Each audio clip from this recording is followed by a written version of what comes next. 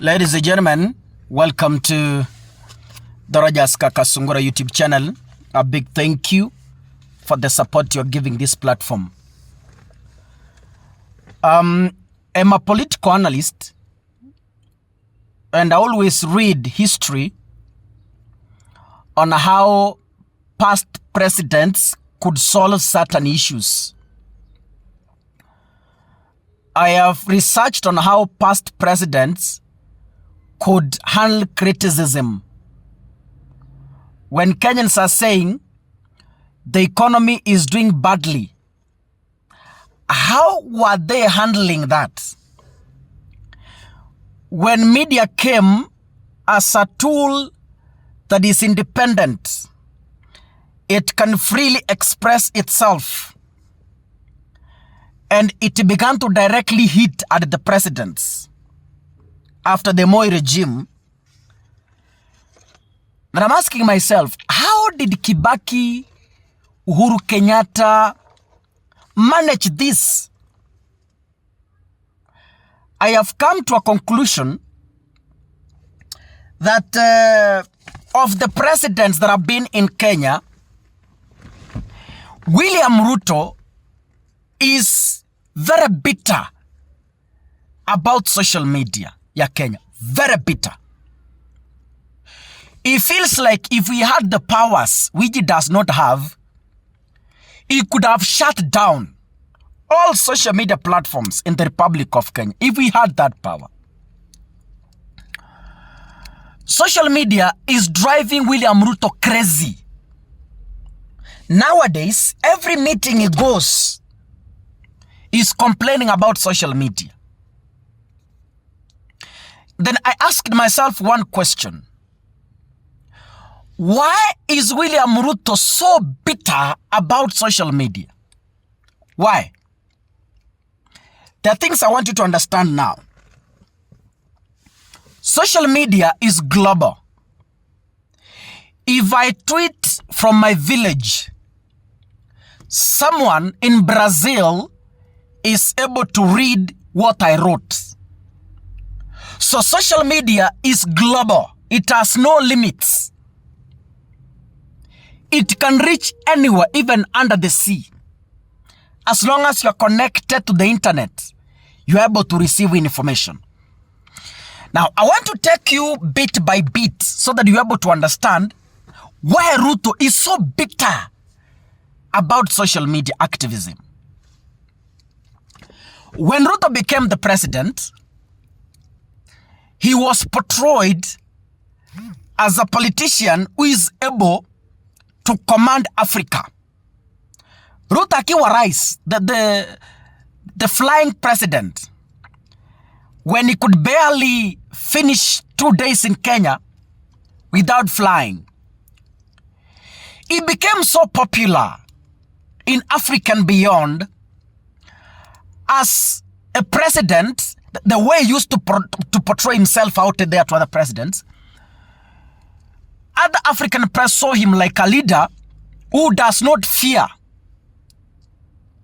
the international influence, that is America and other countries. Ruto spoke about a move by Africa to begin printing their own currency, one currency in Africa. I remember that speech, and presidents clapped to William. So William Ruto had positioned himself as a global leader.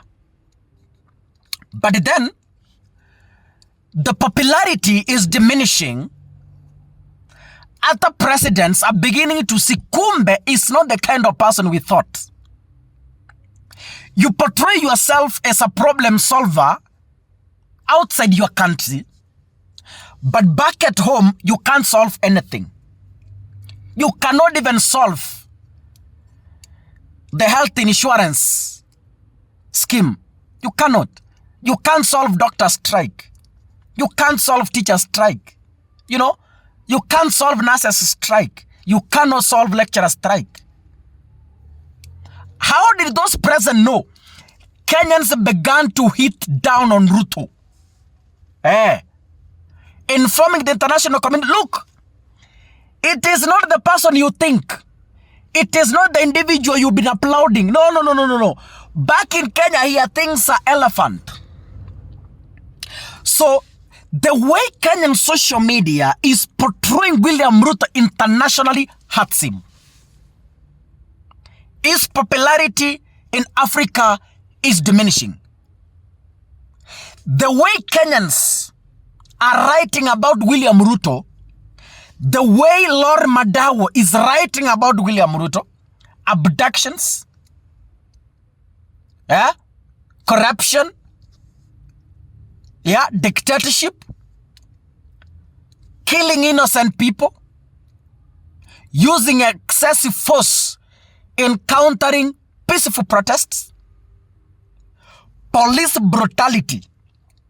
All this has been exposed on social media, and the international community is monitoring and reading.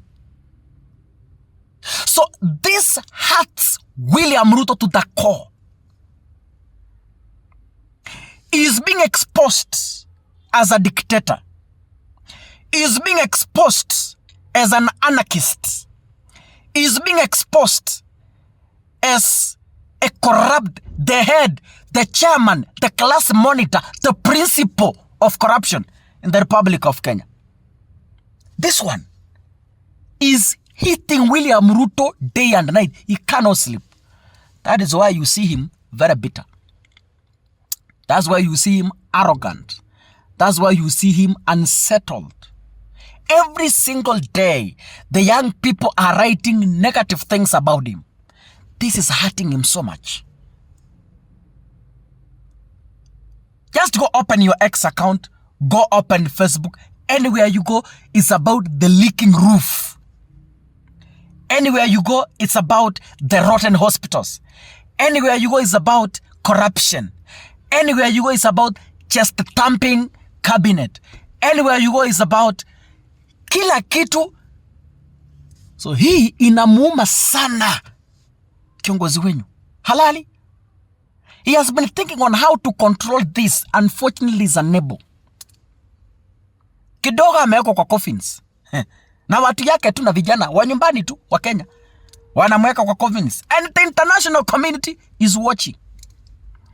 I saw Kenyans flock on the ICC page and telling the ICC prosecutor Karim, I don't know how, mnamuitaje huyu mpya huyu, the one who took off from Bensouda. Yeah, huyu ambaye alikuwa lawyer wa Ruto that time during hii kesi ingine. They flock on ICC page akisema kujieni client wenu. Si mimi ni wa Kenya wanaandika tafadhali. Even if you go there, those comments are there. So mimi msinikujie.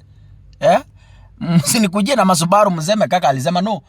So hii kitu inamuuma Ruto sana. That is why kila siku akiamuka he's talking about social media. Every day akiamuka he's complaining about. Kwa nini? It has destroyed his reputation globally. Social media ya Kenya imechafua jina kule nje. Hakuna mahali imechafua kuchafua. That is why your leader is very bitter. Na msipochunga. God bless you ladies and gentlemen. See you in the next episode. Asanteni sana.